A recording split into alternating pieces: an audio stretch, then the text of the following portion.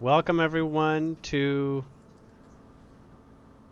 Exploring the New Age with Julien and Dawn.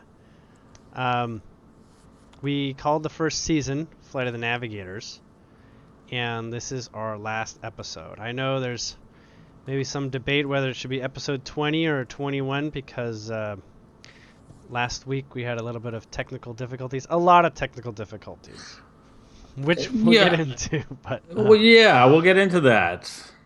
But for starters, Hi, everybody. This is the last episode for this season called Flight of the Navigators. We are continuing next week. We're not taking a break. And we will have the new name. We have echoes. We have echoes. We do? Yeah. I will do a session here. I'm hoping it's not echoes that are... Is it on both sides? Echoes on both sides. Okay. And I will say, hopefully that fixes the problem. Please let us know. How's that now? No, that doesn't help, Don. Oh, okay. Okay. So, you'll also get echoes if you have the window open twice. That's the other way you'll get echoes. Oh, okay. But we'll have the name of the new season at the end of today. Today might run a bit long. We've got a lot to talk about. Yes. And a surprise near the end. May not be an entire surprise. We're going to show the pictures that I talked about on the partial discussion that we had last Tuesday. But what I really wanted to do this episode was do sort of a recap of where we've been in this last season and all the episodes. I know somebody in chat mentioned they can't believe like our first season is over with, but we've been doing this for months. 6 months now, 5 months.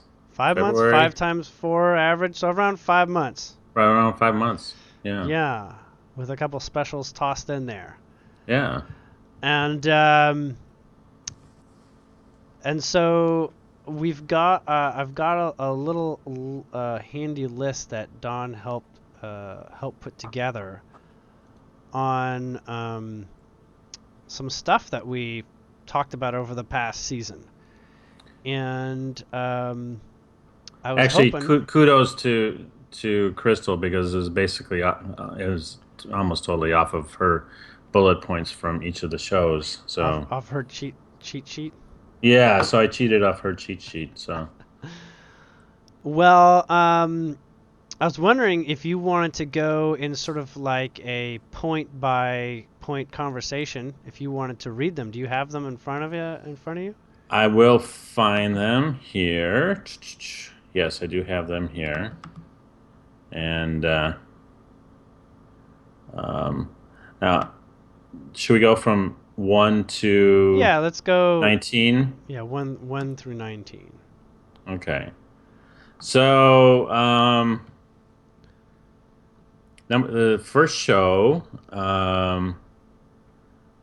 the 2 points that I took off of that one were the power of the childlike nature.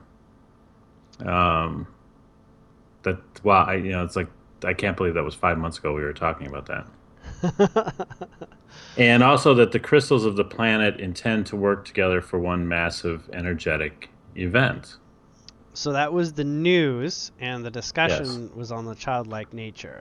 Yes. And part of that was coming in because the Flight of the Navigator movie, Flight of the Navigator, is a show from the 80s, I believe. I don't think it was or was it the 90s? No, it was the 80s. No, it was the 80s.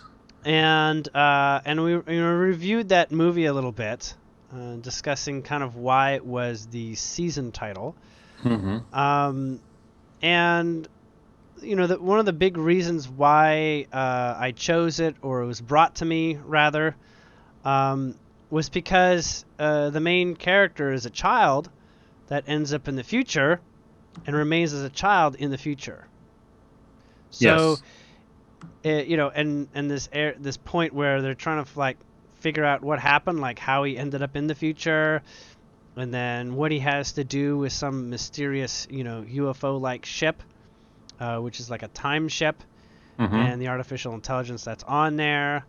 If it's a movie that that sort of interests you in the idea of like time travel, um, there's some takeaways from that, but mostly it was also a play on words for our beings right now, or our form of consciousness right now, expanding into our future, maybe even Exactly. like a lot faster than we thought we would, right? Like bounding into our future timelines faster than we probably could have predicted, Well, especially. sure, especially as we start going down this list and you just see the topics that we were talking about You see what we get over into. 5 months, and you see where we progress from not Yeah. knowing what we were doing starting this thing to where we are going to be starting season two. Yeah. Um, yeah, season 2 is going to be even more Don't awesome. get too excited. We're going I to know. finish season one here, okay? I'm gonna restrain myself to some degree if I can. But the crystal planets basically are at another form of consciousness. I see crystals as people. I mean, all consciousnesses reflect a certain degree of human nature that we can identify with, but crystals especially have a very, I don't want to say artificial intelligence. It's artificial intelligence when we look at it from a point of view of what it's able to do. That feels Right. very much like what robots can do. Maybe we talked Hmm. about the future where there's robots around us. Um, Crystals are their inborn intelligence. Like our computer chips are crystalline based in the silicone Yes. chip. And so they operate from the same capacity. So what we've sort of done, if you want to talk about computers, is we've sort of made cyborgs out of our crystals. Yeah, It's not essentially. much different than that, and we're tapping into those brains um, and their capacity to operate with us. But we give them extremely detailed instruction sets to operate with us that we wouldn't normally give our personal brains. Like we wouldn't wire a computer to us. However, that is definitely coming in the trend. What is it called? It's this thing, this technology. It's called not transcending or transgender. It's Oh, anyways. There's a okay. trans-like word that associates with it, where transhuman, I think. Transhuman. Okay. Yeah, and that is kind of a part of that future where you've got humans that have Yeah, technology, transhumanism. Yeah. transhumanism. Excuse me. That's perfect. Um, that basically shows us our interconnectedness with technology. The crystals are kind of like the early dimension that did this, in a way, Hmm. knowing that they can support a better form of relationship with us. Crystals have been supporting us for so long at this point that they know us in sort of like an ancient history approach to like how we live and think and talk better than we do, right? Like they Right. stand the test of time and the ages. And the whole planet is basically littered with quartz, at a minimum quartz, amongst Hmm. other precious crystals and gems. So when we consider this sort of event that we're looking at, it is a planetary-wide one that's supported by the crystalline, by our crystalline allies. We can maybe even call it that. Sure. And of course, anybody who works with crystals will have probably a one-up sensitivity to that experience, right? Now, I'm not Hmm. saying go out and get crystals, but it's obviously a very key relationship that some people will have with crystals after the event, especially. So, Right. but yeah, they're kind of like reminds me of the movie Avatar, where the fungal system Hmm. sort of like networks everything around the planet. The planet speaks through its crystalline system, and the plant kingdom speaks to the fungal system. And actually, the fungal system is an actual network. It's another neural network for the Right. plant world. And so it's the plant world that's been also motivated to help us through this idea of taking plant, things into our body to sort of get us into the vibration of looking at how the plant kingdom version of Gaia finds balance and has a sense of that. So when you take mushrooms or, ingest weed or smoking weed, you are taking in a part of that reality into yourself. You're always doing it when you eat food from the land, but a couple of these are a little bit more component-driven, brain-altering effects. There's lots of things that alter the effects of the brain.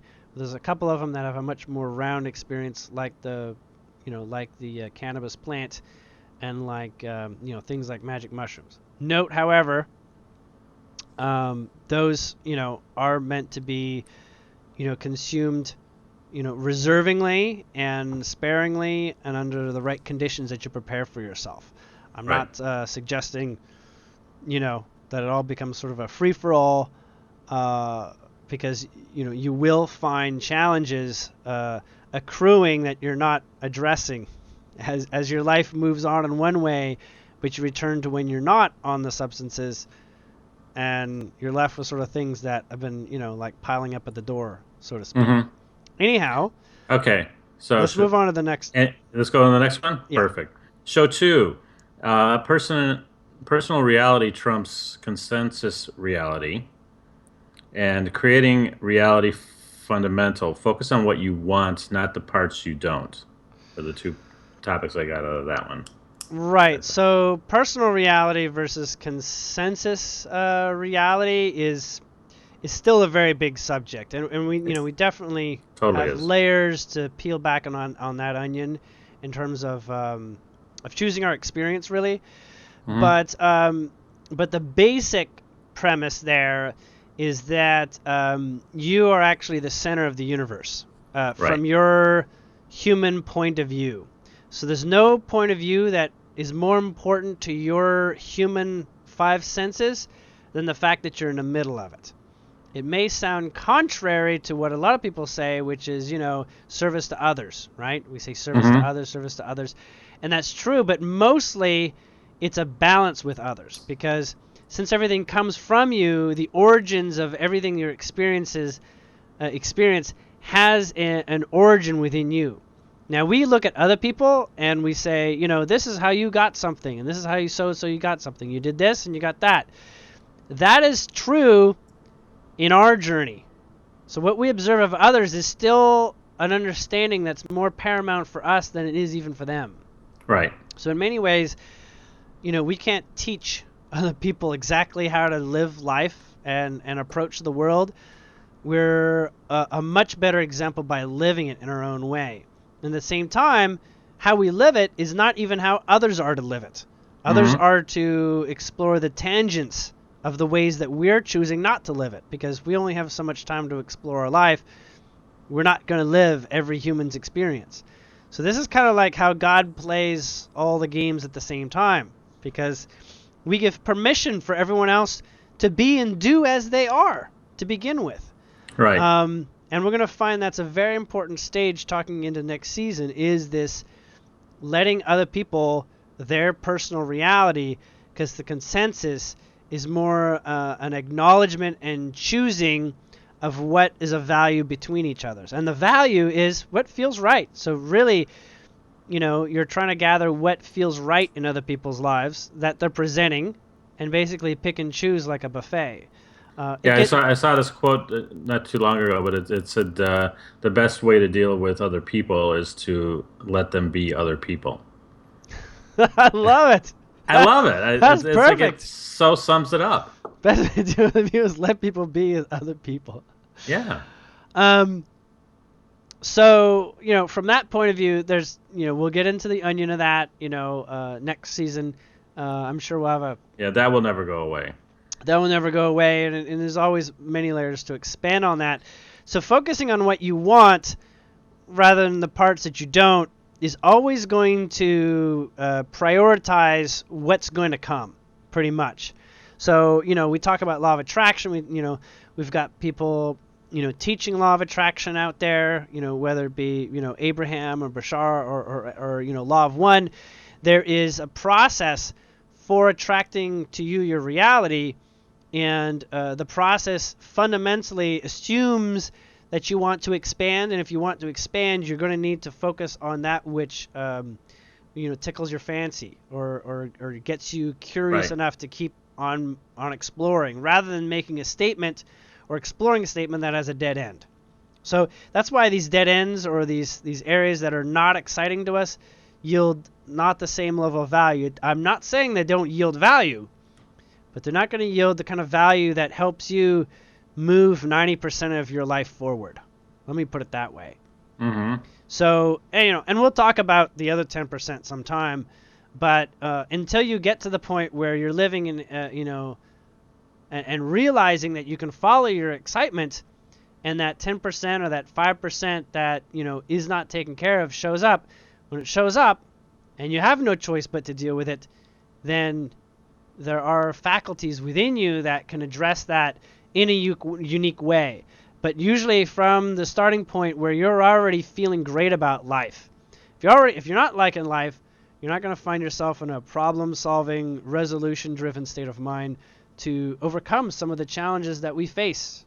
Everybody does, that stand between our now and the reality that we're looking to experience. Well, and I think what's hard for a lot of people when they're first introduced to the law of attraction and the other ramifications of learning about that is that it does make sense. It gives a path forward, but the other side of it is whether you knew about it or not, you were using that to create your life prior to that, and in that with not knowing era of your life, you were learning the habits that we as humans use, and a lot of that is focusing on the things that we don't want. We fight against, we argue against the things that we don't want to happen.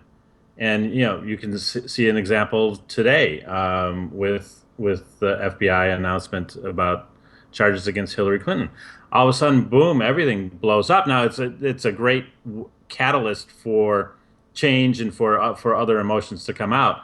Yet the fact is that prior to learning about the law of attraction, we're still creating our lives with the law of attraction. And that's a hard thing for people to make that change with. I know it's challenging for me all the time. Especially since a lot of the sources for what we actually get are given more time outside of the physical expression than we're giving to the physical expression. You say, I didn't do that, so why should I get this? It's like, cause and effect. There's a lot of causes that are not based on physical action. And that gets confusing just right off the bat. And so it forces us into the subtleties of attraction from the thought plane, from the plane of observing it as thought, thought-related actions. And I think that's another topic too. That as we evolve, those of us that tune into the show, as we're evolving together and talking about this stuff and exploring it more, that's again another topic that's going to grow and change with us in season 2, season 3, and season 47. Yeah, because there's a season 47. Yeah, now there is. Okay. All right, so we go into the next. So everybody, clear your Tuesday nights. Clearly, just wipe them out. Yeah. Cloud 9 and their interactions with us, and death is like Groundhog Day. That was probably a big hit for a lot of people, because for me it was a big. It had a major impact on my life, the way that I looked at it. That first off, I have a sort of transcending experience where I contact what we would call heaven. Okay. Except they're basically telling me that heaven doesn't operate the way almost everybody talks about heaven. So here I am, trying to make heads or tails of, these people that are dead and in heaven, and what they sort of mean. And they basically explain to me that they're supporting people that are living. And I said, oh, that's great, you know. You're up on a cloud in the sky, a physical cloud, mind you. They're not like messing around. They're saying we're like a mile, 2 miles off the ground, like where your clouds would be. And we're looking down at the planet, and we do sort of like, you know, what happens when you do sort of like free diving into the ocean? Right. You know, you got like a snorkel and you don't have like an air supply, Exactly. or you have only so much air to go down for so long. They basically go off, and we channel them in ways, and we invite them in ways. A lot of them are popular artists, you know, musicians or actors and all this, and we channel them to some degree with their work, and they show us sort of like frequencies that they inhabit from a more liberated perspective. And what got me was that they're not technically dead. Now, okay, you know, spirit, blah, blah, blah, they're not dead. But even goes so far to explain that they're in a timeline where they did not die, but they died in our timeline. And I said, mind blown. You're telling me that there's a reality where they're still alive and they're talking to us from that point of view? And the idea is not only, yes, that is the actuality of what's going on. And I said, well, okay, so how do you do that? How do you have an experience with us somewhat, or become aware of supporting us from a position where I'm just like, you know, how are we going to talk if you're in the clouds, so to speak? And they said, well, we're living out a reality that's in between the choice of their paradise and the paradise that they did not acknowledge that they came from. So what they're doing is they're sort of cleaning up their act. Whatever they sort of contributed and you know, caused trouble or confusion in their lives, they're basically coming and trying to help out. And they let me know that I was in that same position, that I was a Cloud9 incarnate, that I have died, and that I've come back in spirit with certain skills and attributes that I learned, and I'm sharing now in order to sort of clean up my vibration more going forward so that I can bring the world that I'm in forward. They also clearly explain that dying is a perspective of how we observe someone else. When you die, it's a lot more like the movie Groundhog Day. You ascend out of your body, you take a look at your life. The only difference is that you can come back into your body anytime along your past existing life you've already had, not the future, but you can go back into your past at any point. You can go back to 8 years old, even if you die at 40 some years old. You can basically choose to return. And that's what's actually happening all the time. There's parts of your life that are expiring. Like, let's just say, if you were to go, I'm not judging, if you were to go smoke crack until you lost it and basically died, you know, sleeping on a railroad track because you too, you know, out of it, and you died by accident. Or if you do some sort of drug overdose, or, you know, you lapse in a way that's sort of like extreme and forces a suicidal invitation to your experience, right? Right. You end up in a reality where that takes place, but you can actually decide to go back and change that. Now, why are people dying in our reality? Well, they're dying because they're lessons for us as we observe what we would do. So if somebody dies of an overdose, that means don't overdose, you know? Don't go about dying that way. Is it a protective mechanism? It is. But it's serving less and less as we move into the future reality where technically you have nothing to fear because everything is a learning process, in that you can incarnate, return to your life, force forgetful paradigms to take place so that you don't necessarily avoid what you're trying to learn from, but actually engage what you're trying to learn from a different point of view, so that you might change the equation. Instead of walking across the crosswalk at a certain time, you'll get a glancing blow and almost die. Like, almost dying is a lot more valuable than dying in many ways. Yeah, or stop and get an ice cream cone and avoid it altogether. Right, and find out the person who, you know, goes across the crosswalk that you were following, you thought that they were looking at the light, and you just followed the person in front of you. That person gets taken out, and they die. You're like, oh my God, that could have been me, because I was just looking at my phone at the time, and I was just following the crowd, and we both would have gotten hit, you know, that sort of thing. Right. So it's happening all the time. People are dying for us, and it sounds like it could be a selfish thing. You're like, I'm going to shoot you because I need you out of my life. That's not what's going to happen.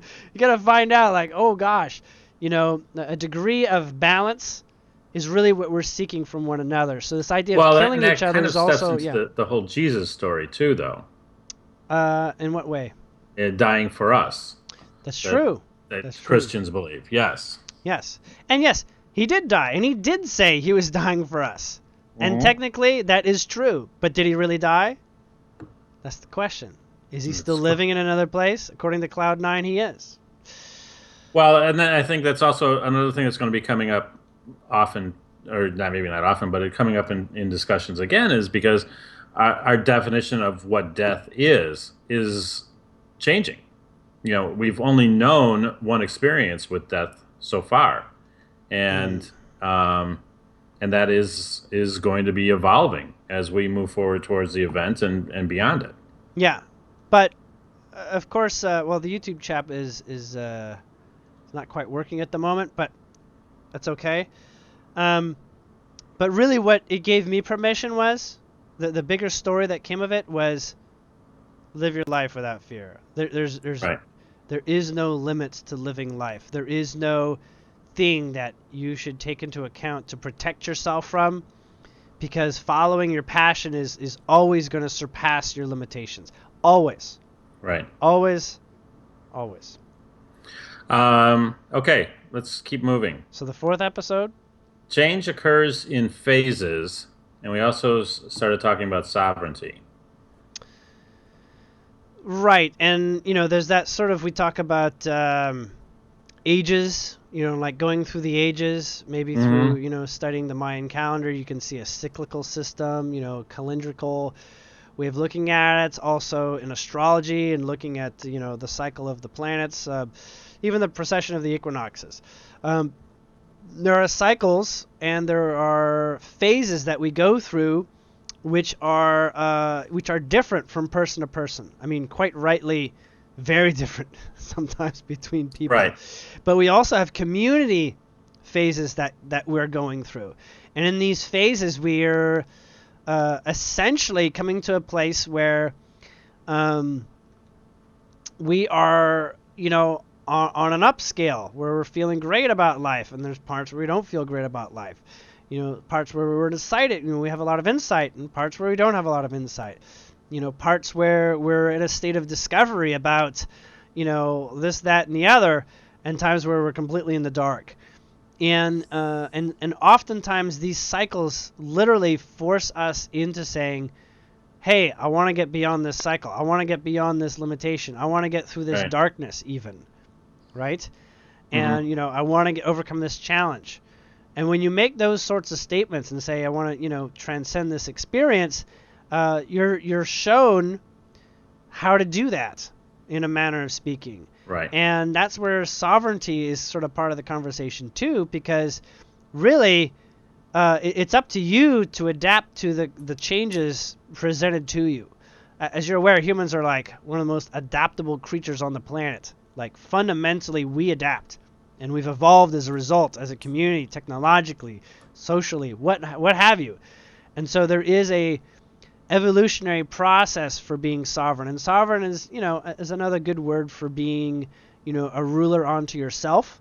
And not just free, because free supposes the antonym that you're not free, but sovereign is simply taking things into your own hands level of awareness that you are at the center of things and that everything does function per, pretty much your proclivity and excitement and love. So I'm going to check the chat tool. It's just a little buggy. When you go on to, let's see here. Yeah, I'm seeing the chat here. Okay, I've got the chat back up. There's just a little bug and I got the chat back up. So should we go to the next Sure. episode? The 5th show was first time you channeled on the show. You channeled Leonara, and she entered in. Yeah. So Leonara, being an emissary for the sun, an emissary. There's many, but she's considered the second emissary, which is probably the most important one that we can just talk to in a straightforward kind of way, because she says that the first emissary for the sun is us. Yeah, so that's what I found fascinating. Yes. Yeah, and that she is helping us deliver the experience of the sun's intentions, and sort of what they learn on the sun, like it's a classroom or something, right? The sun kind of being like the headmaster of the classroom in a way, the consciousness, because there's lots of people that live on the sun like a planet, and not nearly as many as there is here, but they would be considered giants. They'd be considered 60 feet tall. I mean, various sizes. I mean, smaller and larger are obviously a part of that. And so when she showed up, and this is January, December is when we first started interacting with her. Right. She started explaining kind of like the sun's role in our experience, and sort of a new sort of way of a new take on how to observe our reality from a more universal perspective, at least, and help us sort of get down to sort of a bit more brass tacks as to what the sun is supporting us to do. And then what the sun supports us to do, it's kind of like sun is like offering us meals every day for free. Yeah. And offers everything on the planet, a meal every day, and different kinds of days in terms of what the energy is offers different kinds of energies that we receive. And we'll find out that the sun is a significant focal lens that attracts, almost like magnetically attracts, different aspects around our galaxy. So think of it as like a focal lens. As the planet goes around, it focuses on different regions in space, which, gets into astrology. And so it acts wherever the sun is. You're really sort of getting like the communal energy of support in that area, mixed in with the sun's current intentions as a growing being. So you get that. It gets focused in between us and the astrological alignment, and we receive a particular kind of energy. And it's not all about that. There's lots of influences that the sun has, radiating from all different angles and points of view. So it's very organic and nigh impossible to predict, but it is the one that helps us, and each one of us has our own alignment with it based on when we were born, where the sun was, that let us know how to come into alignment. And, that's a very advanced feature of working with it, but it introduced us to it at least. Super. Would Leonara have some message for us on the last show of this season? That's a great question. Let's see how she feels. Yes. Or maybe the sun wants to come in too.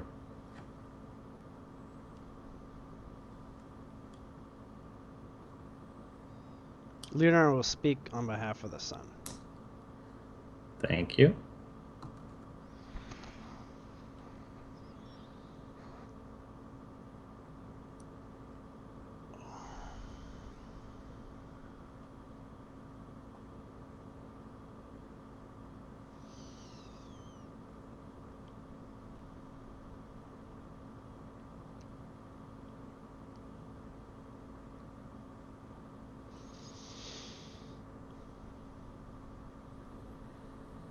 We've been visiting with you, observing your daily journeys. We've been enticed to see what you create next. This is why we exist. Those from the sun and beyond. To revel in your imaginations and your creativity. The sun, our Father, in one sense of the word, offers his support in all ways of creativity. His intentions involve thriving and exploring one another's worlds together.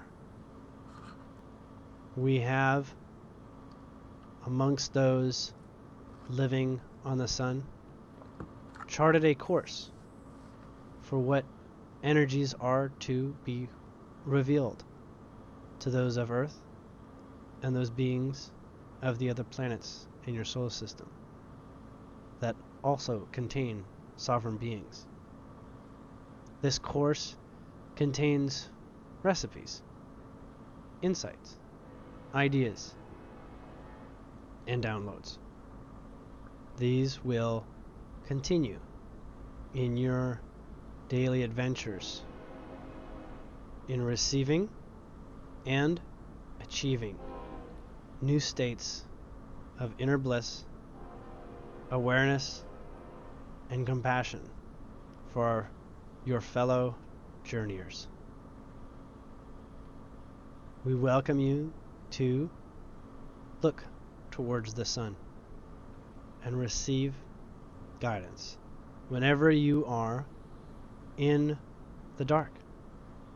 You will always receive the message whether you are familiar with the sensation or not. Again, there is love and only love for you, our family.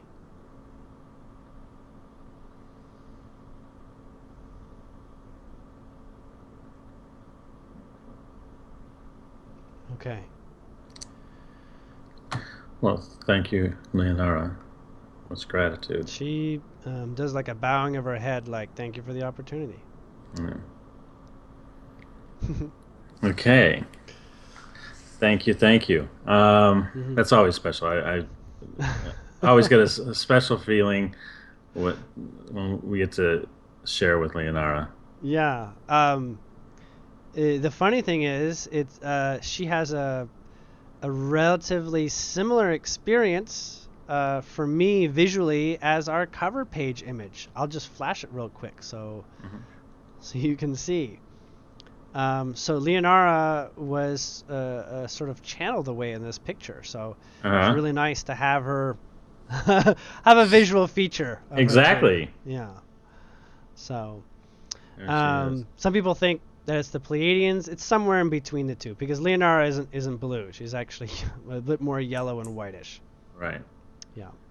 Okay. Okay. What was our next show get into? The next show would have been number 6. So the difference between the third and fifth dimensions is choices, and excitement means energy is flowing. Right. So dimensions and densities kind of being different avenues on exploring another way of looking at it. So in this specific way, discussing it as dimensions, a dimension is an environment which we perceive.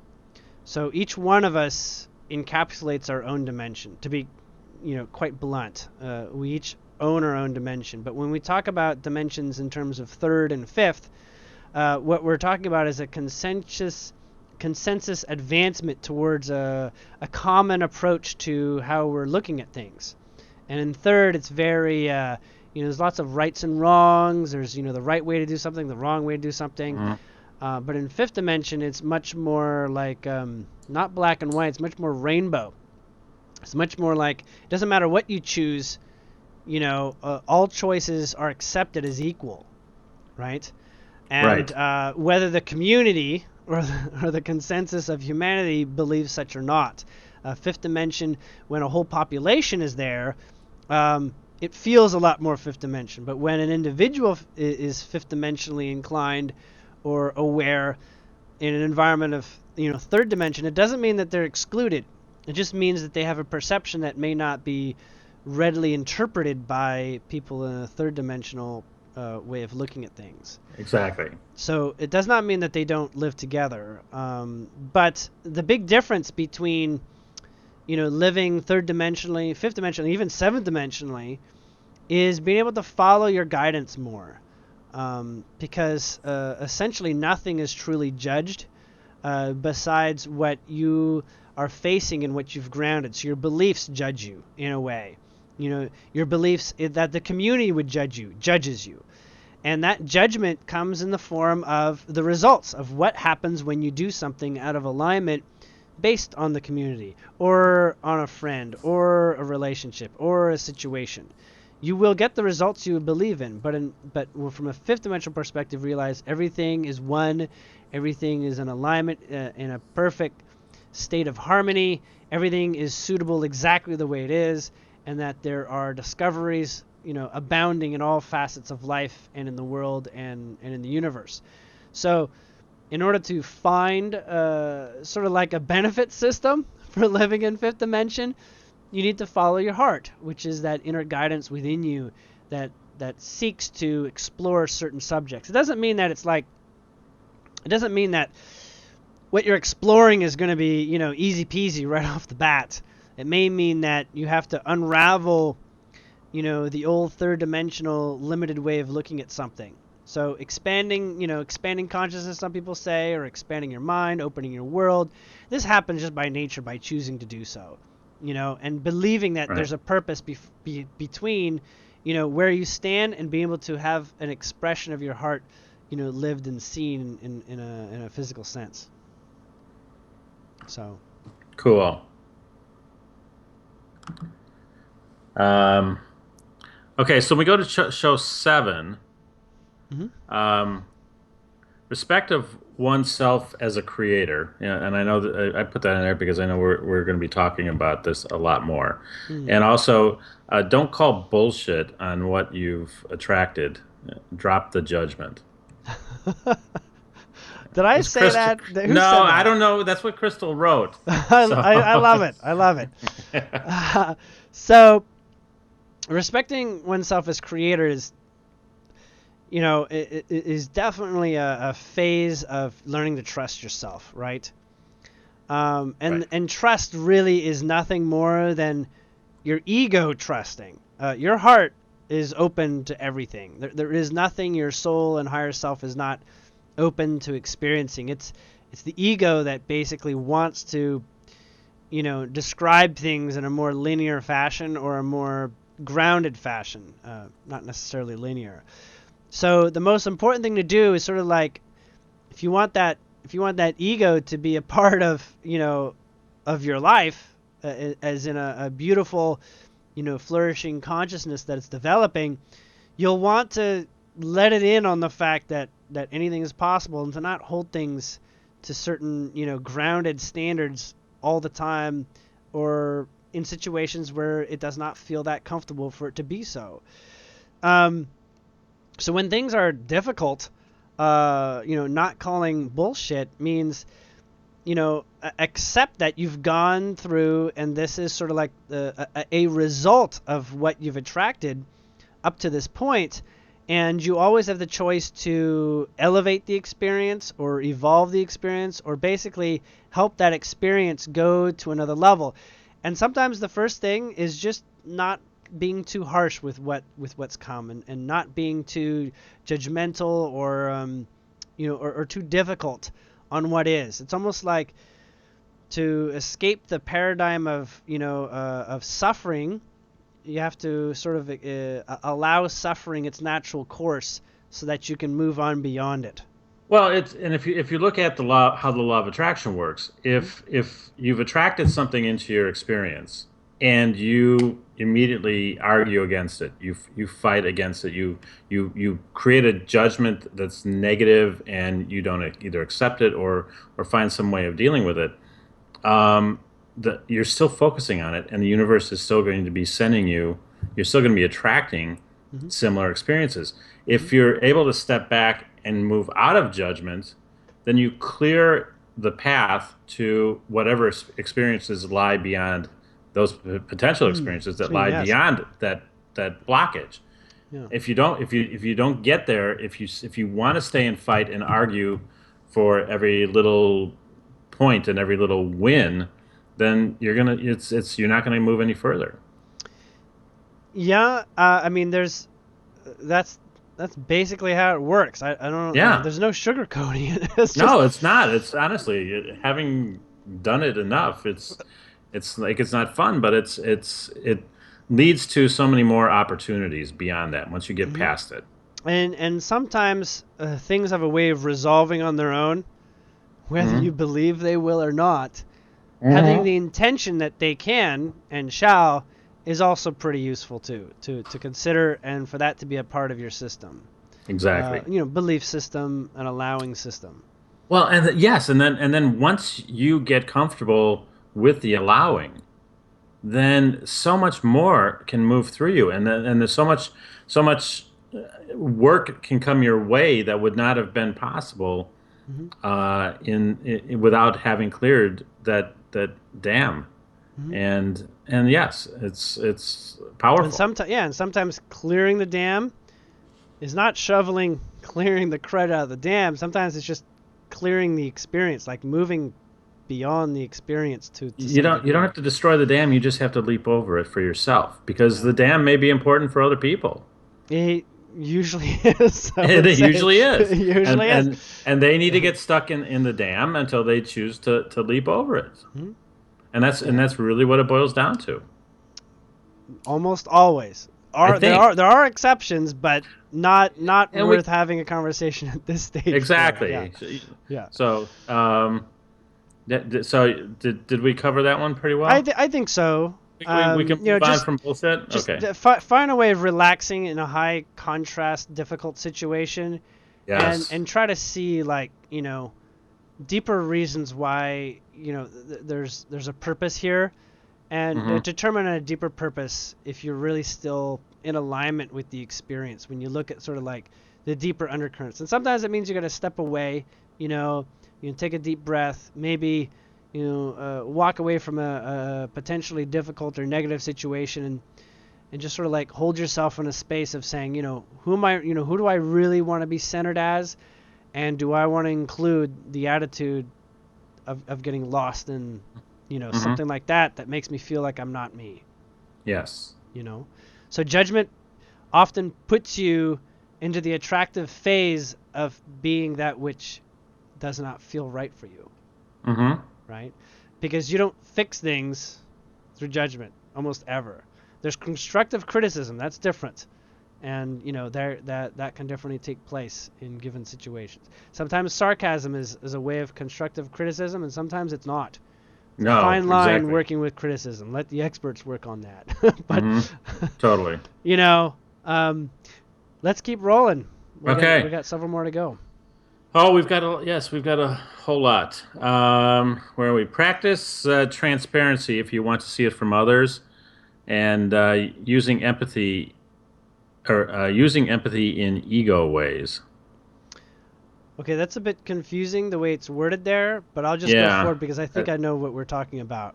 okay. Um, Practicing transparency is really a decision that everyone makes uh, on a personal level through discovery because they admire transparency in others. Tell me the truth. I just want to hear the truth from you, that sort of thing. Right. Right. But in order to receive transparency, we need to both ethically stand in what we consider our ethics and Hmm. what we consider our transparency. So if you want transparency in something, it goes without saying you need to attract transparency by being transparent. Yes. Okay.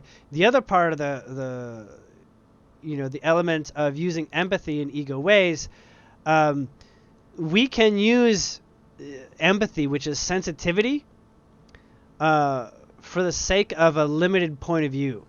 It's almost like empathy is meant to be an expanding of information and Hmm. access expanded information, and yet if we're using it because we're triggered by something, then empathy itself is also a cage.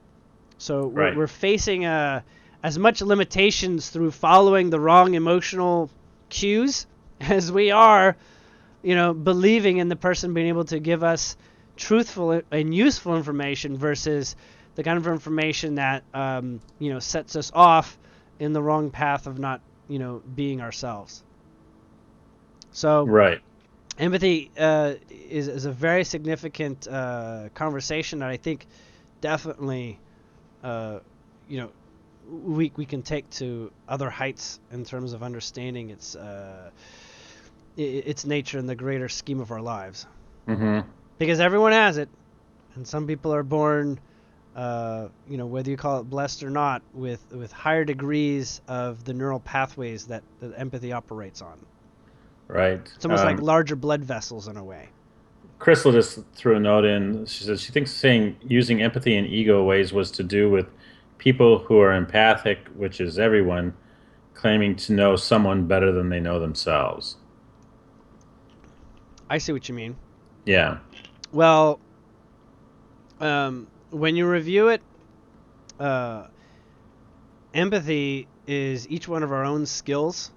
We empathize as a form of analysis, and empathy does not always hold a lot of beliefs behind it. Sometimes you just feel what you feel, and you don't know why you feel it. You don't know why it's credible. And so when we have empathy and we don't know, we can sort of like sometimes piece together beliefs of what we think it is based on what we know so far. But oftentimes empathy is a guidance system that is transcendent of our beliefs and operates free of our beliefs, which makes it all that much more confusing sometimes. Right. So when we say that we feel what somebody else is feeling, oftentimes that can be just as confusing as the paradox of why we're having the experience or why we're seeing it, because beliefs also hinge on the value system that's associated with it. So yes, empathy can both wreak havoc and be extremely useful. Right. Okay. Should we move? Yeah. Show 9 was. I just took one topic from it. We were talking about magic and technology, and the emergence. I'm assuming of we both. talked about how they're the same or how they will eventually merge. Right. So we were kind of comparing the two, and also showing how they are similar and working together, and where we're going with both of them. Right. They're both getting to the same endpoint, really. Yes. Oftentimes people think technology is magic because they don't know the inner workings and they just accept it for what it is. And there's a lot of things that we have no idea how it works, not even technologically, and we just accept it and operate with it anyhow. Sort of the mysteries of the universe. There is a point where we are basically trying to build a model of certain aspects of reality or approaches to reality through technology, and we build this over time, just as technology grows off the technology that already existed, sort of like in a step-by-step process. Magic circumvents the step-by-step process sometimes, but if you're going to learn magic, it's definitely a real thing. Anything is possible. Same thing with technology, anything's possible, but we tend to perceive the limits of technology before we perceive the limits of magic. However, magic is just as limited in our ability to explore based on our ability to invite the possibility of what's possible. So what's possible is what the frontier of what we're going through right now. The what's possible is what we're actually discovering, which makes both technology and magic that much more succinct and ready in our reality and our experience. There's dimensions that are opening here towards worlds that we've only heard about in fairy tales. And in those worlds, they don't have, smartphones. they don't have anything like that. But they do have a magical form of technology that they use to do things that like cell phones would do, and to traverse distances the way that we have technology that would do that too, and to basically explore the phenomenal in ways that that's grounded for them. It's very normal. So when you maybe find an opportunity to go to one of these altered dimensions, like the world where there's fairies and dragons and unicorns and elves and gnomes and all those sorts of things, including giants, you'll find that there is a certain way that's very comfortable for everybody working there and how it works. And whether you pull it back into this reality as magic, or whether you call it technology, you'll find out it kind of operates the same way regardless. There's a lot of technology in the plant kingdom, right? You use plants to produce various effects And is that magic or technology? You can't really tell. Sometimes it's what people would call the what do you call that effect where you believe it's going to be happening? The placebo effect. Yes, placebo Well, effect. the placebo effect is simply the bridge between your availability to work with a particular kind of experience or not. Right. Pretty much. Okay. Show 10, Hmm. Tranid showed up again and was talking about a huge data dump that it was coming in weeks. So this was back in April, Hmm. probably. So I thought I threw that one in there because I thought maybe we could get a follow up on that. I don't know that I found anything that because I know we talked about it and I don't know that we really did a follow up on just how that data dump worked, if it happened as it did, or it kind of give an idea of how these events are kind of planned and maybe they get altered or changed with Okay. other things. Well, the data dump that he's saying that we received did not get shown on the show itself. Right. But it took place in many sessions and it took place in many people's lives. And without going directly into those insights, because they become quite regular at this stage in life, Hmm. um, what he was referring to was a shift in the government system that eventually led to the discussion that UFOs should start to be talked about, right? Okay. Which sort of did begin to cascade right around that time where are UFOs going to be a part of the presidential election system? Is it like a platform that Hillary's used? Hmm. Where her her chief of not chief of staff, but the person that's basically helping run her campaign. What was his name? Uh, yeah. On the spot. But anyhow, Yeah. um, the information is now stepping forward in the way that more and more information is is being revealed on the subject, and there is a lot more in the Well, consensus to be open to the concept of disclosure itself. well, there was just a video I just saw the other day of I believe he is the president, John Podesta. Thank you, Martha. Hmm. John Podesta is the guy we were looking for the name. Hmm. Um, but anyways, I don't know if he's the president of the EU, but he's a Frenchman, and he was giving a talk about Brexit, and in the talk he was saying that he talked to uh, many leaders from other worlds and off planet. And the couple pieces that I saw on it were talking, kind of saying that they think he's drunk or what have you. Hmm. But he was actually sharing that information um, right out there in Which public. at one part of himself, whether consciously or unconsciously, felt that was very important. Yes.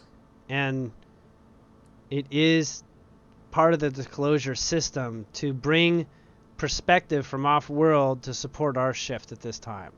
And Hmm. that is, a great deal of why disclosure is intertwined with our evolution, Right. right? In societies and cultures and in governments, even. Hmm. So, much more to come on that. Okay. Yes, definitely. Stick around. We're going to be talking. Thank you, Trenid. Thank you for keeping us up to date on that. Um, He doesn't have thumbs like we would think of.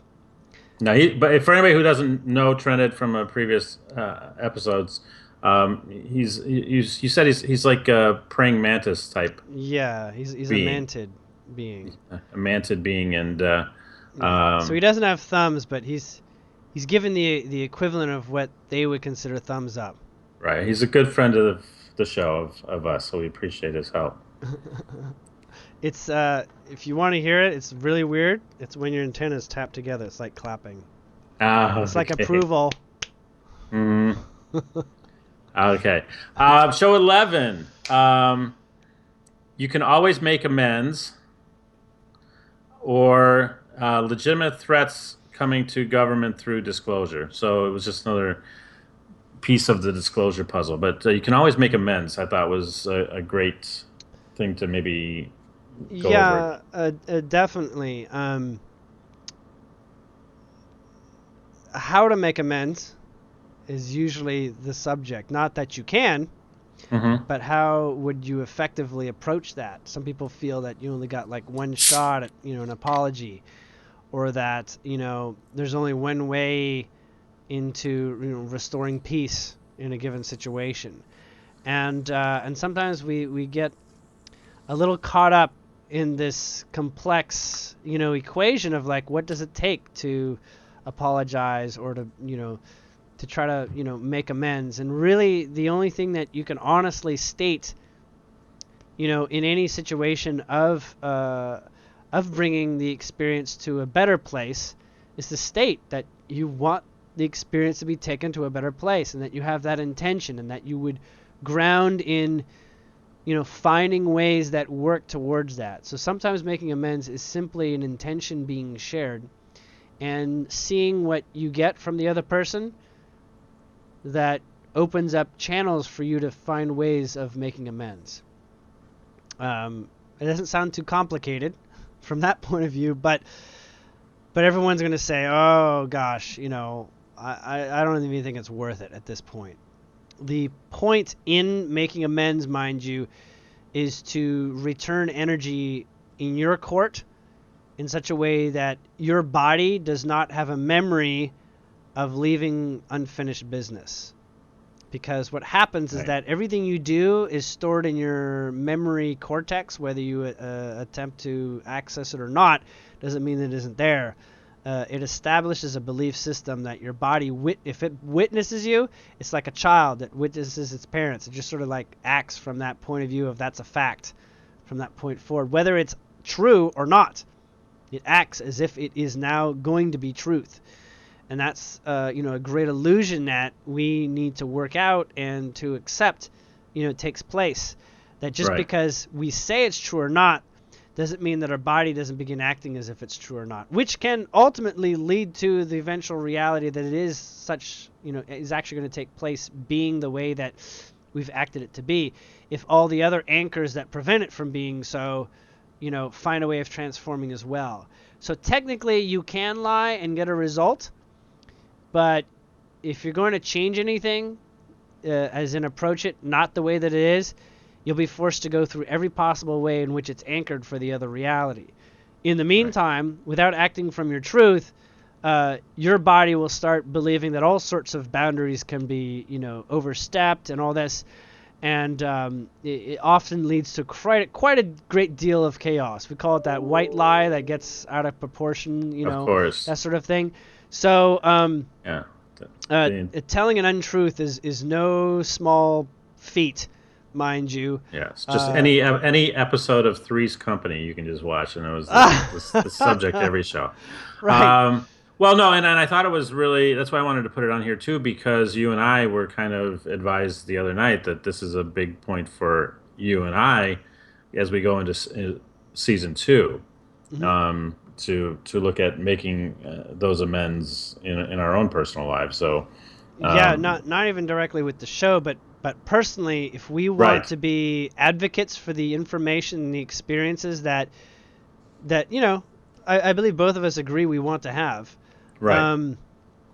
We have to stand in a position to basically accept what comes to us, whether it's positive or negative, because we have an intention going forward, which means that if we've caused trouble or problems, the fastest way towards any future that we want to have is to bring that experience into balance.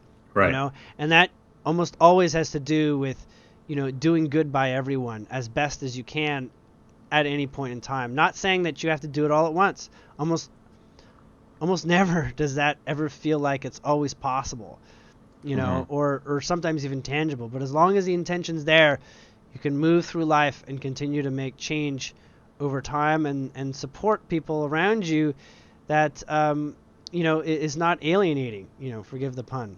But the point is to be truly as best in alignment with your experience, whether you've caused issue around you intentionally or not. It's kind of like, you apologize if you step on someone's foot and, you didn't mean to. But, if you meant to, even if you meant to, you still apologize. It's still the same process. Does that make sense? Yeah, totally. So was there another part to that question or that part of it? Well, about the legitimate threats coming to government through disclosure. Yes. So government can actually become a useful mechanism. And so they can actually, change in order to be in alignment. And people who are open to, the transition and the apologetic process can invite that through being themselves apologetic and able to transition in a relationship on one-to-one and in groups. So you are a sign for what is grounded as the status quo. Government is a representator for status quo, and your belief systems is what is considered status quo. So as you adjust your belief systems in the way of trying to do best by everyone around you, you'll find the government will take on that role as well. Very good. Yeah. So we did our part 1 vibration special. Yeah, well, that was pretty awesome. Yes, it was. So the thing that I gleaned out of that one that maybe you want to touch on is the ascension point. Oh yeah. Okay, so the ascension point is a unique point for each one of us, but there are various ascension, we'll call them paths.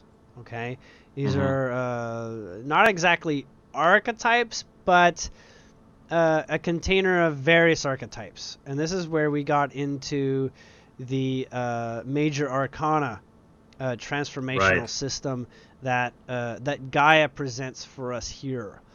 And that is, when you look at the major arcana of the tarot system, you will see the guidance that was presented in terms of the journey from the Fool, all the way through all the the 22 cards.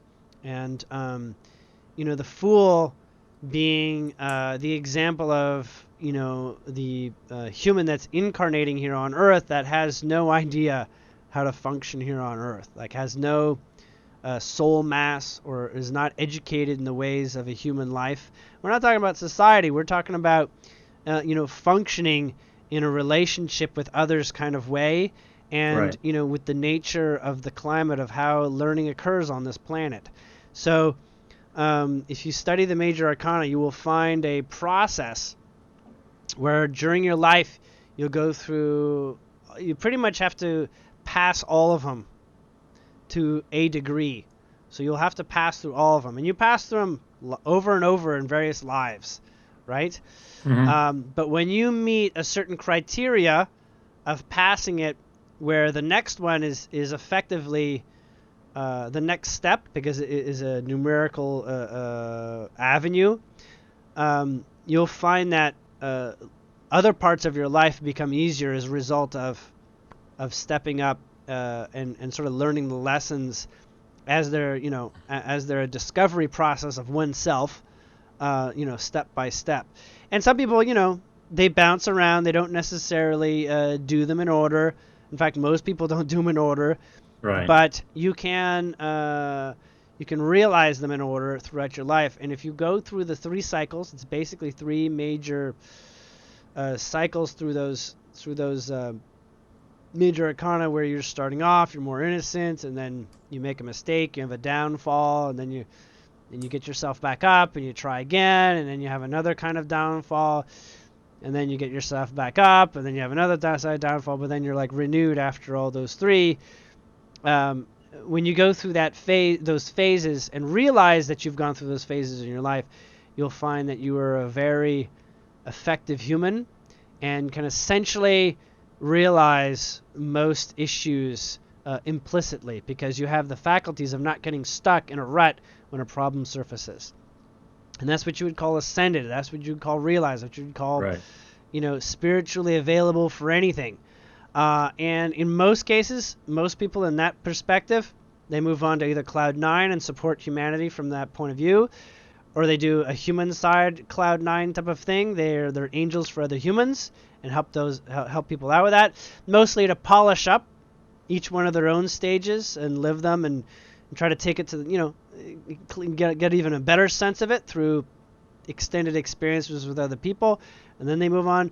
Or they literally move to reality where they just know exactly how to forgive absolutely everybody at the exact same time, and receive that ascension point. For some people, they've seen it as everybody has a hit of marijuana, and everybody is sort of like on equal ground with regard to seeing a larger picture. That's an example. And so that I described as having to do with part of what I understand as a part of my ascension, is to be open to this idea of marijuana becoming more legal around the world. Right. Okay, so then we moved into show 12, which kind of is an extension of that, because you were talking about Cloud 9. The wisdom of Prince wrapped up the show on 12, and I wonder if we can maybe revisit that, and maybe if Prince has anything more to add or to show, wants to participate, could do so at this time also. So Prince, he basically came to a point of awareness, and there was a divergent of his experience and our experience when he started to get sick, and basically found himself in a compromised position to be removed when the information that he was going to be making sort of ascension records, like audio that was meant to wake people up. He realized that's not his job here. That's not his job in our personal experience of him. Mostly because we haven't been receiving him that way, and that he has that capability to sort of help us, gain a larger sense of insight over ourselves and the nature of reality.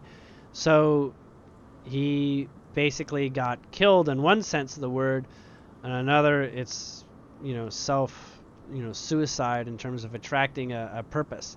Right. But from our point of view, we don't know how he felt liberated during his downfall, because we only observe the downfall from one point of view.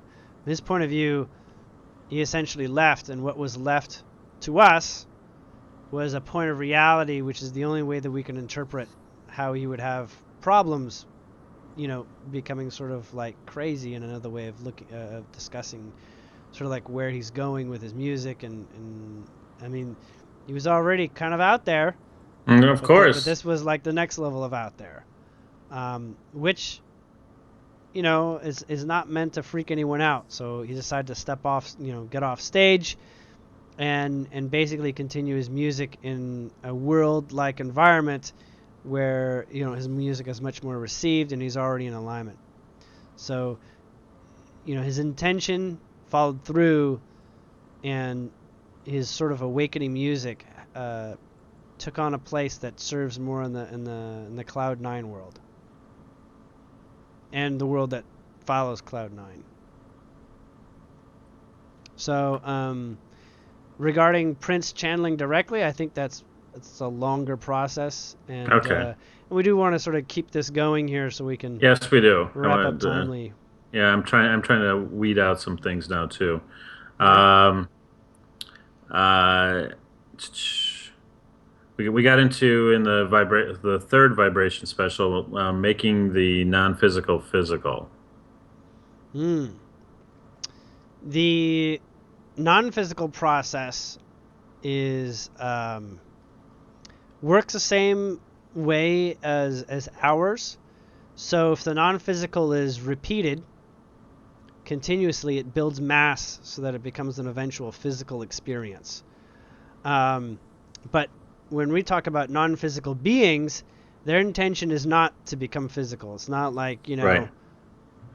Some sort of angel wants to become physical and that sort of thing and stay physical. Oftentimes they do that because sometimes people are not getting the guidance from them that they're hoping to deliver, and so they'll embody a human experience for a short time that they feel will get the job done. They can also timeline journey, so they can see what's going to be very effective, and they can also learn from other angels that are going through a procedure of learning as well. They have their own little network. It's like But the movie It's a Wonderful Life with Clarence. yeah, I would. Yeah. Yeah, I'm trying to think of the connections, but yes, yeah, angels do show up for a time. They don't necessarily perform miracles unless it's absolutely critically important for you to trust them. But that was a time of days gone by where that was necessary. Oftentimes, just their intellectual insight shared in reference to your life is enough for you to begin to trust and work with what they have to tell you, Right. with where you can go from that. But non-physical reality is a reality, as if we're looking at the astral or the etheric. It has a purpose in existence that eventually does take form and affect us if it's in alignment with us.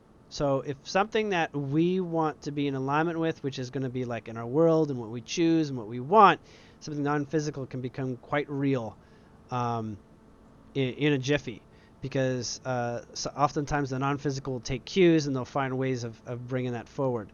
Now, I'm not saying, I want to see a human version of, Saint Germain anytime soon or something like this, or I want to see my ancestor, physically appear.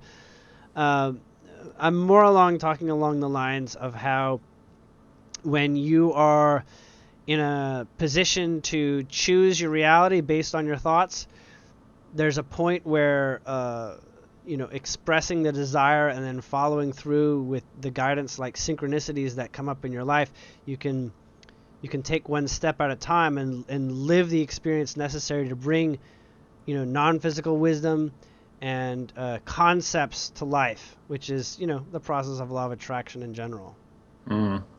Awesome. But I'm thinking we gotta speed even faster through the last Okay. couple ones. Okay. Let's just hit a few points that we kind of talked about, and if anybody wants to go back and watch the shows, that's good too. But one of the big ones that happened on show 15 was you showed the video of the Chewbacca Mom, and I Yeah. think that was that we were talking about joy, and we were talking about just what was observed through her experience of that Chewbacca mask. And Yeah. So that was a really wonderful energy. I think most people will agree. yes, And we analyzed how her excitement built to that point that led her to the experiences that kept going. It's almost like follow the signs of excitement and you will find yourself in sort of like a free-flowing way of everything sort of working in your favor. And it often does take place from a point where you're not planning the major breakthrough to take place in your life. right, But when you look back on the Chewbacca Mom story, you'll find that what she was in alignment with were things that I was in alignment with. So anybody that enjoyed the Chewbacca Mom experience will note that they have a certain common thread with what she has. Almost like a tip-off in synchronicity that, if you like Star Wars, follow the joy of how you like Star Wars. If you like, the idea of, sharing with your friends, share with your friends. Right. If you like the experience of going out in public and being visited by the local news, allow that to take place. I mean, there's a lot And of. I'm not suggesting that directly that that's how it happens, but that's just And an on the example. but on the other side of the coin there, if going back to what we were talking about earlier with judgment, if somebody is watching that video and is thinking, "Oh my God, woman, what a jerk," Yeah. why would you do this? Hmm. That is showing the blockage. That is showing the hurdle that needs to Hmm. you need to clear in order to keep moving beyond that. Yeah, and there was lots of stages. Like she had Hmm. it was like 5 minutes long video or something like that. She mentioned a lot of little things that could get under people's skin, Sure. quite honestly.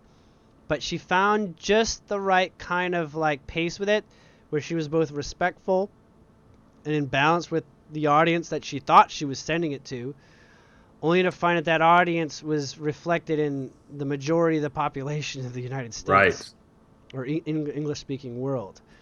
So by following her excitement, she was, the perfect vibration to meet an escalated humanity that was going forward. So Chewbacca Mom was sort of like we'll call it an insight as to what can happen. Not Mhm. exactly as thus, but the kind of point where when you are following your excitement in an innocent way and following your joy, similar experiences can happen to you, like overnight, pretty Very good. much. Yeah. Yes, and well, so then what show 17? Uh, we talked about how the veil that is mentioned by everybody in all sorts of different ways, but the veil is the confines of your imagination. Yeah. So the veil exists when you have something to explore, pretty much. Hmm. An exploration is not implicit in our desires to explore something. Um, so oftentimes there's a lot of cloudy areas of our life that we really wish we knew more about it, but we're like, how do I get past this? And you visit sort of like a limitation, and you say, you know, I have a sense that I'm supposed to be going this direction, but I just don't know why. Like why does it keep showing up in my life? And why, am I seeing the synchronicities to go in this direction? I feel like, there's no there's nothing to juice out of this experience. So a lot of people fall short of following their sort of curiosity in a way. But the veil truly is a reflection of what we can't perceive. Like we actually can't perceive that. And the truth is the veil goes on, it's an infinite blanket over the limits of the confines of our ability to express more where our soul comes from. So when you take into account people who can astral travel, for instance, Right. and they can leave the earth and they can explore, other worlds and this sort of thing, there's always an end point. Like they can't get past a certain like inky veil where they don't even know what's beyond that because the limits of the imagination is exhausted. They can't even begin to know what might be next. They've Hmm. basically seen all possibilities in terms of like physical things that matter to them, and they get to a stage where they can't go forward, and what they have to do is they need to pass tests. They need to get through certain gateways to get past the veil, and they end up just sort of like no different than a physical experience right now. You need to sort of like transcend your physical limitations so that you can be open to the insight that comes from much more deeper within you, or much higher within you, your connection with God and all that sort of thing. So the veil is literally the process for which you are to progress. It's like push into the unknown. And when you're ready to push into the unknown, you have that courage to do so and to want to explore by virtue of discovering some of the benefits that might be there. you'll find yourself, challenging yourself by looking at things that you wouldn't normally look at, and begin challenging your reality in ways that you wouldn't normally, you wouldn't normally care or feel that there's any sort of benefit within. And this is instinctual, mind you. The veil is not an intellectual barrier. It is a full human blockage within you. But essentially what you're saying is it's going to be a long time before we'll get bored with whatever experiences On Earth? we're on Earth or anywhere, because there's always going to be a form of the veil of that will allow us to push beyond. Correct. Yes. In human form, there's all the physical limitations that you don't even know are even physical limitations until you try out your physical limitations. So you want to wake up fast. You want to step out beyond the veil. You want to basically try things that people don't normally try. And exactly. You'll begin to see how you can step through it with a degree of courage or enthusiasm as it suits well, or just sort of diligence in going in a particular way and seeing how far you can go with it. Exactly. Okay. I think we've covered all of the topics that need to be covered. Yeah, we've there's the discussion we had with Alina about I kind of put on there about the hippie vibration. The hippie, late 60s, early, and 70s even, they had a lot of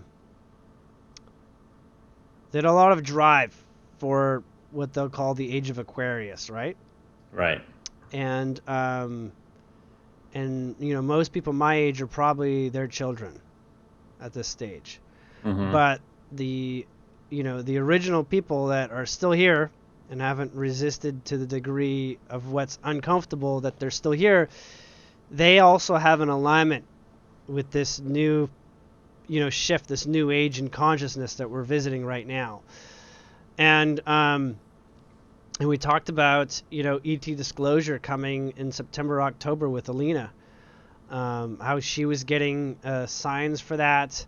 And I could not find out about some of these things until I actually got missing puzzle pieces through conversations, and they wouldn't happen unless they were happening in a public forum.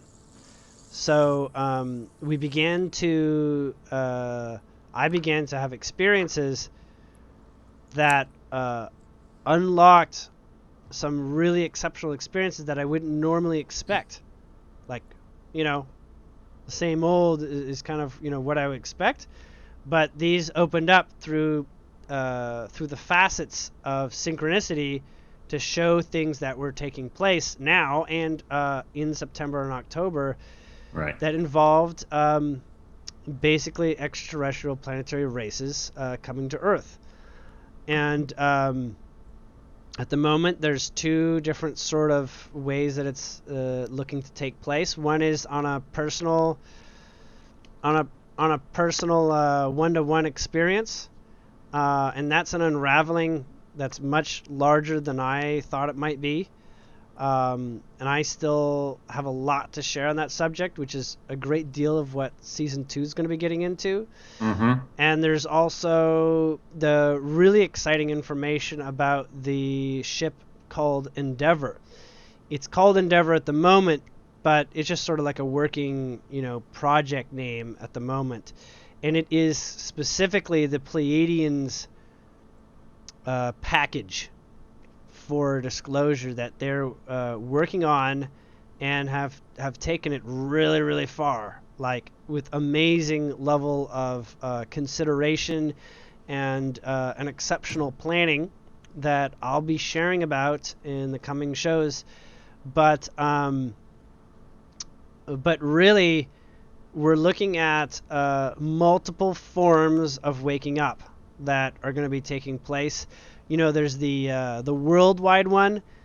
Well, many people will not have to wait for the worldwide one, but they will awaken to a degree that when they're ready for the experience of, say, a close encounter, and they're in alignment with those who want to have encounters with them, there'll be ways in which that can take place, with instructions, that'll be public, and some instructions won't be public. There'll be, possibly personal tests along the way, or sort of like a system for finding out how that's possible. All of the above. And specifically, in the last show, I was to discuss more information about the Endeavor, which is a ship, technically speaking, that's extraterrestrial in origin, that is coming to the Michigan area, basically. Lake Michigan. Lake Michigan. The center of Lake Michigan. And I'm going to share a little bit about it right now, not a phenomenal amount, because it's really, I'm still putting a lot of the pieces together. And last week's show sort of fell apart because Pleiadians did not feel that I was giving a strong enough presentation of it. But I can introduce stages of it over the coming shows, and what I can do today is show you some of the pictures that gave me the last puzzle pieces to let me know that I was getting into an area of knowledge that they didn't think I was going to be prepared for, but it came about anyways. Well, and I think it's an interesting part of the story to share that they essentially took your password away for YouTube. So you couldn't get in. That's where we were last week when we were trying to get the show started and just going through the motions like we had been before, and you couldn't get into YouTube. Well, it wasn't YouTube itself, but the software that I use for presenting into YouTube. And that was I couldn't do it. I could not manage it. It was pretty amazing. And then even Google Plus is supposed to be pretty painless, and even then it didn't work. And it was like, a step away and sort of like, take stock. And so actually, since last Tuesday, it's been a nonstop, insightful journey for me as to the many different ways that this is going to affect my life and everyone on Earth.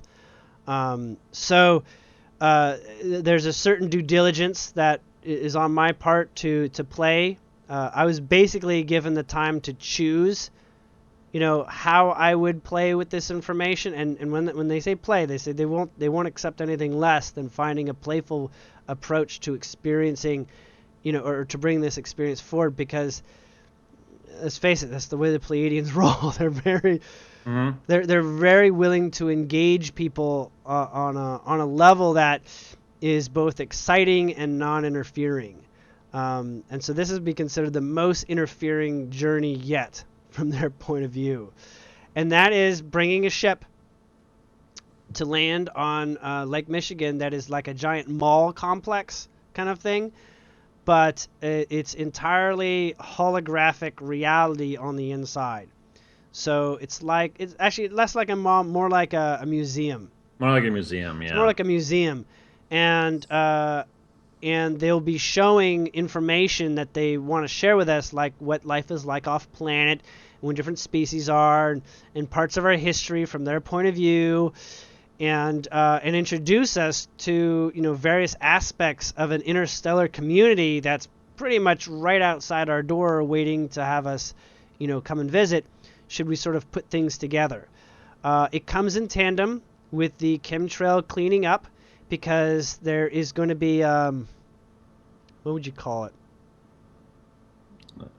A show.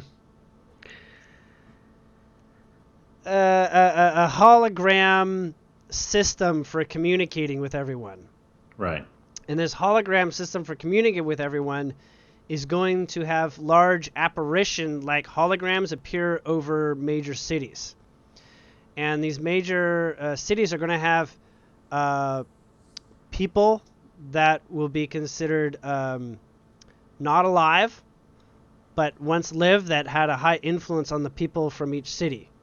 And so they will be basically projecting messages and sharing information. Apparently, every hour, an hour on and an hour off. But it's not through a loudspeaker system. It's through when you observe it, when you look at it, then you can hear it. And the closer that you look at it, you know, the more you focus on it, the more you can get the information. So even if you're looking at a telepathic experience. It is telepathic experience, but it is auditory in nature. So, you know, if you're trying to think about something in your head, it's gonna play over what you're saying, right? And it is one way, and it is pretty, you know, bigger than life sort of thing. But one of the things they had to do is they had to reverse the momentum towards something called Project Bluebeam, which was putting aluminum and various things that allow holographic projections to be broadcast in the sky, in the upper atmosphere. They had to clean that up. And so from what they're telling me is that journey has begun, and it's going to be cleaned up by September, or sometime in September, October. That's when they're projecting that this is going to be basically cleaned up. Because what happens with all that stuff in the atmosphere is that actually prevents them from projecting down towards the cities or projecting to the sky. It's like it blocks it, right? It's like, think of it as like a big mirror constructed in the sky, but they can't project in past the mirror. It's not like a one-way mirror. It's like a two-way mirror. Right. So it can't actually project the audio that would go with it too. So, and their holographic projections don't require a you know, the kind of technology that Project Bluebeam was planning on using. And Project Bluebeam is essentially, you know, completely fallen apart at this point. It doesn't really exist. And of course, it was designed to make a UFO event take place so that it could unify the governments into this idea of a one world government. So actually, Project Bluebeam is stealing from the original plan of what the ETs were going to do. But until this sort of like gets a little further along, and I can tell you more about it, you know, anybody can probably just say, you know, Julien's a, you know, Project Bluebeam, you know, supporter or something like that. Right. Which I'm not, but it's up to me to follow the information and due diligence to prove that it is actually a beneficial experience that is about to take place. Mostly because the ship's going to come in. It's going to be landing in the lake. Humanity will need to find ways of visiting this ship. It'll be open every day for several hours, and then it'll close. And there will be certain people that will be asked around the world to help out with this project. There's not going to be any physical Pleiadians or anybody on the ship, but they're going to have holographic people on there. Including popular people in popular culture that aren't real, so you're sure that they aren't actually real, even though maybe some of the actors that portrayed them are real. Like, for instance, one of them that they feel would do really well is to have a Jean-Luc Picard in Starfleet uniform, right, as a tour guide in this place, amongst others, you know. Including Abraham Lincoln being one of them. And you're like, what? You know, like, what are we getting into? And, you know, they did lots of tests. I believe that most people here would be familiar with me talking about the individuals that were taken by the Pleiadians 2 years ago. The 15,000 used to be Cabal members that wanted to reform but would have been destroyed if they had basically turned and done anything. So they basically took them out.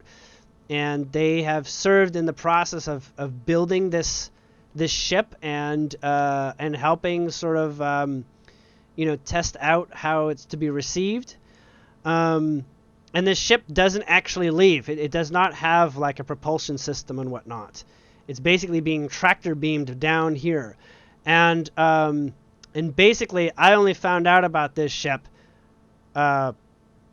when it came up that somebody had taken pictures of it and brought it to me. And so if you want, we can show you those pictures, and we can zoom in and show you kind of the portal that it came through, and then the object that was there, and the other UFOs that are around supporting it coming near our planet, because it actually was in alignment with our planet for the purpose of the experience here. Does that Yeah, I don't sound think cool? anybody wants to see those pictures. Nah. No, no. um. So I haven't done this before, but I was testing out before the show. So this was the picture that was taken that originally was taken for the sake of looking at this beautiful rainbow around the sun that was, caught in the upper atmosphere, through the condensation of moisture in the upper atmosphere. So you got like a rainbow, kind of the same way you get through like a shower, taking place. And what we got in the little corner here is a little portal. And this is, and there was, I'm being told, several shots that were taken, and this is one of the ones that that was captured very literally. And I'm going to blow up this image here. Tell me if it's working or if it's breaking. Can you see the shift, people? Oh, I can't tell. Can you follow the chat room? Yeah, nobody's said. Okay, now it's moving for me. Okay. It doesn't look like it's. You're just closing in. Okay. So this is the portal because this ship doesn't, and this is like a star portal. This is coming from the Pleiades, quite literally, super close. It's actually Wow. really big. This is much bigger than the ship is itself. And what we got is a couple dots. Some other ships here. This is not showing all the ships. There's several white dots. Yeah, you can. I can't see it right here, but I don't have it enlarged. I'm gonna work with this and try to get. Okay, there's one up there to the 1 o'clock. Yeah, and there's one at 12 o'clock too, but I can't scroll this the same way that I would normally do it. Right. There's one right below, and there are a couple others. I'm just gonna have to release this image so that it can be analyzed for what it is. Right. But you'll agree this is not what you'd normally expect to see in the sun or anywhere near it. But this woman is very gifted in the way of following her synchronicities and was shown this opportunity. She only found this image after looking at it lately. This was taken back in May. The exact date, and I'll bring it up right now. I might as well. Let's see here.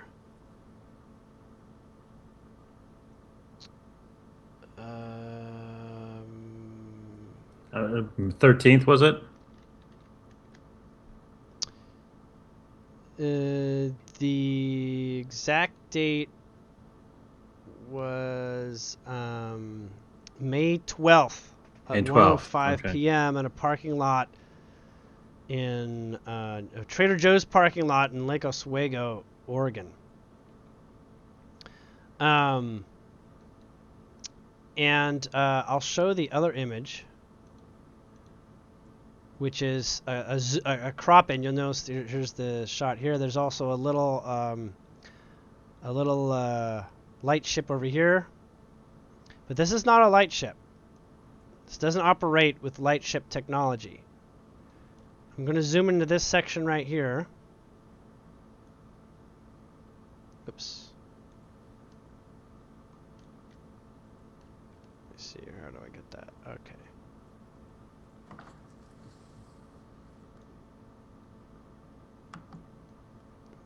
Bear with me here.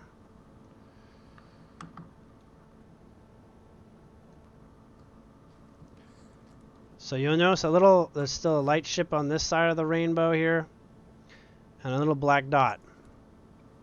This is the ship. It's gigantic. It's like the size of like Paramus Mall. I don't know if people know what that mall is. It's a large mall in New Jersey, or is it Pennsylvania? I can't recall. Mm-hmm. It's one of the largest malls in the United States. So I'm gonna, zoom in a little even closer to this part of it here. And when I was asked what this was, they just told me what it was, and I was like, what? Like, hello? Come again? Like, what is this? Yeah, yeah. And like, oh yes, actually, this is the mall ship that I've been dreaming about almost every year of my life. That I would continue to have dreams of. And they basically,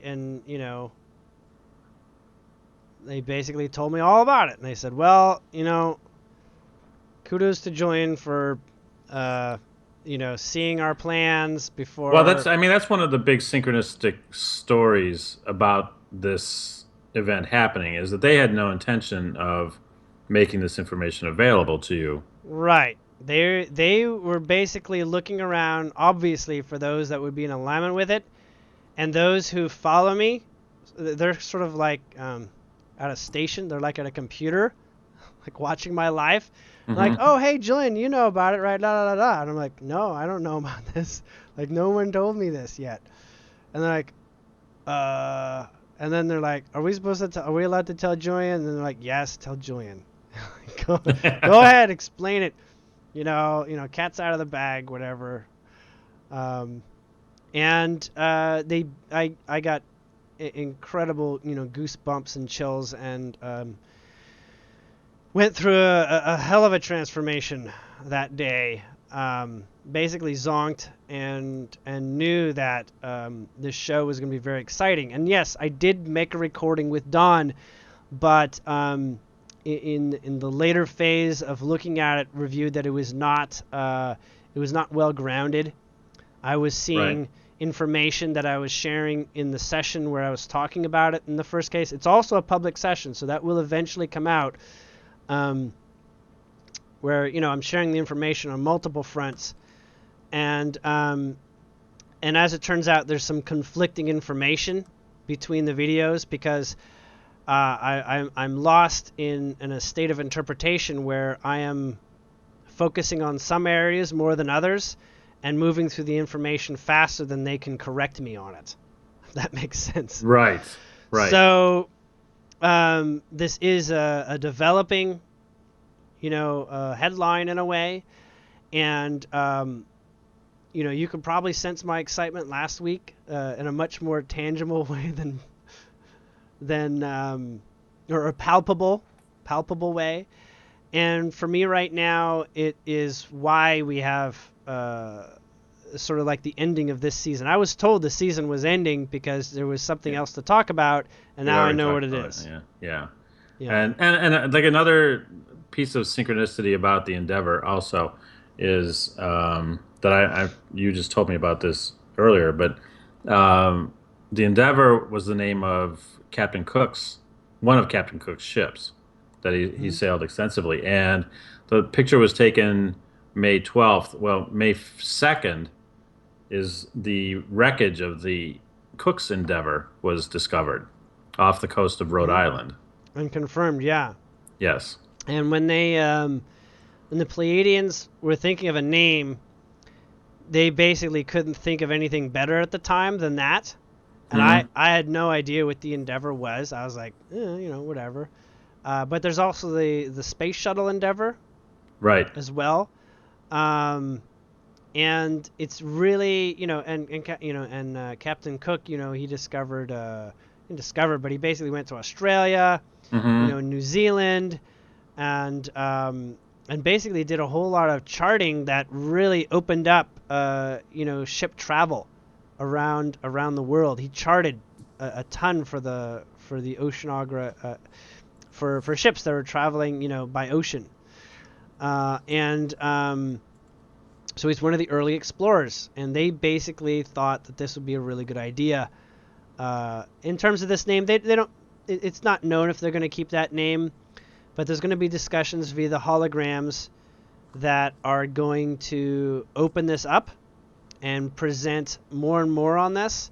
And I have a lot of information to share on that. So obviously, stay tuned to further shows. The plan is also to begin working on a website that Right. contains the information about this in as fine a detail as can be presented. And that's also why I'm asking to see if anybody wants to help with, taking down some of the content from the recordings and from future shows to sort of help populate this website, because it's a lot of work. Crystal already does a lot for my website at the moment, and she's got her hands full, with our baby and life and everything. And so I am looking for some people who might be interested in not transcribing, but sort of like helping fill a little bit of a Wikipedia type thing. So that invitation's out. If you want to, reach me, you can reach me at Julien@julienwells.com. That's probably, the fastest, easiest way to meet me on that, unless you find me on Facebook and already have, Facebook friend me on this. But we have a long journey between now and then, and we have a great deal to talk about for people that want to have a first encounter experience, which, I'm opening up to that too. I'm not, that's a little bit more my paradigm, is getting into that level of reality, of the personal encounter, first encounter. What kind of encounters as of the fourth kind, first kind, close encounters of the third kind, first kind, and there's a lot of data supporting that too. I mean, not just what I've been told, but just around the world, the information synchronistically all lining up. So if people remember what my intention for this last month was to basically follow the path towards disclosure and, contact. Mm-hmm. Essentially, I got walloped with information on this subject, like more than I could probably even swallow at once. Quite literally, almost. So, as it turns out, season 2 will be highly dedicated to sharing disclosure, contact especially, and helping us find our alignment with this experience going forward, and those that are going to be meeting us, and how it's going to take place. So, at this point, I want to thank everybody who's joined us for season 1 and, followed us up to this point, and have supported the shows by sharing them. Please do continue to share them. We are at this, this next season trying to actually get information out. We're trying to, become recognized as a source for this information, because I'm pretty sure we're not going to be the only ones. I'm thinking that information is already coming out with other channels and things like this at this stage. If anybody comes into any information like this that confirms this, of course, do drop me a line and let me know, so that we can possibly put some collaborative efforts together on this. But I'm in a position where I'm just in awe at how things can change when we're ready, and when we are putting that minimum amount of focus into seeing the signs. Because that's all I was doing. I was just putting time in every day to see the signs, and to listen in to how it's going to take place. So there is resistance, as Rena points out, with the population, or let's just call a certain amount of the awakening population being feeling that Project Bluebeam is going to take place, or alien invasions can be taking place, because there's a lot of things that have been sort of pre-warmed in society's way of looking at things, and there's a lot of rework here, and that's what I'm prepared to do. I'm prepared to do some analysis of movies, of readings, and sort of help people find their alignment with this, because obviously I have no interest in just sort of like saying I'm right and other people are wrong. I believe there's reasons for why it's come out to some degree, and it actually makes my job a lot easier, because a lot of it is similar information too.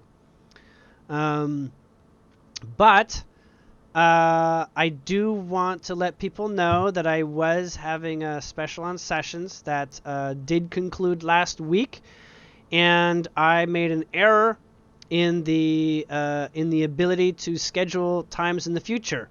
So what I've done is I've actually reinstituted the special that I'm going to run for possibly another week or two, where it's basically 30% off, I think, is what I had of that for having a chat with me. And it's up again, and you can basically book a time to speak with me at 30% off for the next week or two, and you can book for the future this time. I know a lot of people couldn't get a booking in to the actual times that were available last week, and you can find that at julienwells.com and /book-now. So julienwells.com/book-now, and you will find the links to follow that will lead you to a discounted session time with me. And you can also find me on my Facebook page at Julien Wells public page, or you can add me on Facebook directly as Julien Wells. And my website, julienwells.com, is going to do and share a great deal of the information coming forward, and help you keep on track. So subscribe to that if you haven't already. And I'm going to see if I can get Don in here one last time as we're about to sign out. And Sophia says Don got beamed up.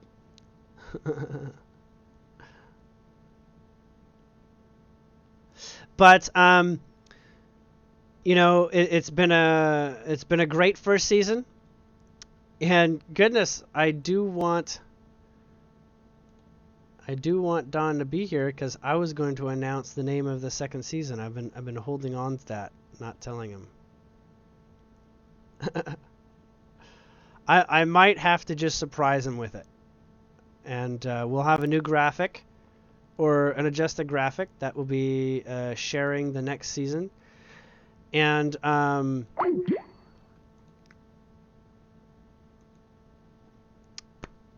think what I'll do is I will leave that open. I'm not even going to share it right now, because there's probably some adjustments to the terminology that I'm putting into it that deserves a little bit of extra time. But thank you, everybody, for joining us today. And I know it was a long one. We plowed through a lot of it. And we have a lot to talk about next week. And, you're welcome to talk with me personally by booking sessions, or, sending me texts, through Facebook itself, or by email. Thanks again, everyone in the chat room, for joining us today, and carrying on the conversation outside of the show too. And we will see you next week. Take care, everyone. Bye-bye.